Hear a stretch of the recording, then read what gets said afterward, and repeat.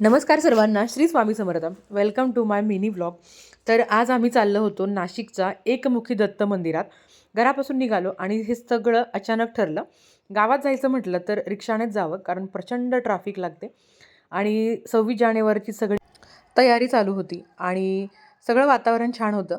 एकमुखी दत्त अतिशय सुंदर असं मंदिर आहे आणि खरं सांगू का, की जेव्हा मानसिक शांतता पाहिजेल असते ना, तेव्हा खरंच मंदिरात जावं. अगदी कुठल्याही मंदिरात जावं, तेवढी आपल्याला तिथे नक्कीच मिळते.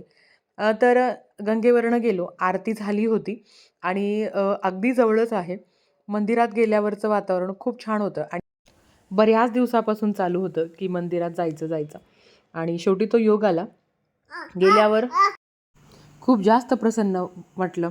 अखंड दिगंबरा दिगंबरा श्रीपाद वल्लभ दिगंबरा हेच मुखी होतं आणि हे आहे एकमुखी दत्त मंदिर. तुम्ही सुद्धा दर्शन घ्या आणि खूप सुंदर लिहिलं होतं.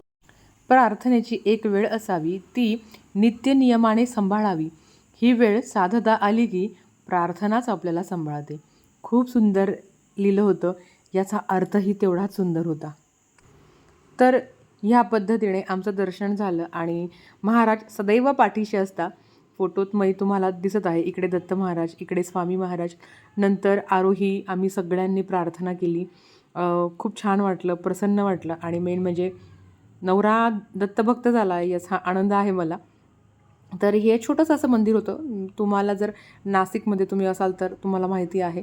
त्याच्यानंतर त्याच्याच मंदिराच्या बाहेर अगदी काळभैरवांचं मंदिर होतं. तिथेसुद्धा काळभैरवाष्टकं पठण केलं. नंतर गंगेचं असं रम्य दृश्य बघितलं. खूप छान वाटलं. आम्ही थोडंसं लेट गेलो कारण आरती झाली होती. त्याच्यानंतर दत्त मंदिरात गेल्यावर तिथे तीर्थसुद्धा भेटलं. सगळ्यांनी प्राशन केलं. व्हिडिओ बघितल्याबद्दल खूप खूप धन्यवाद.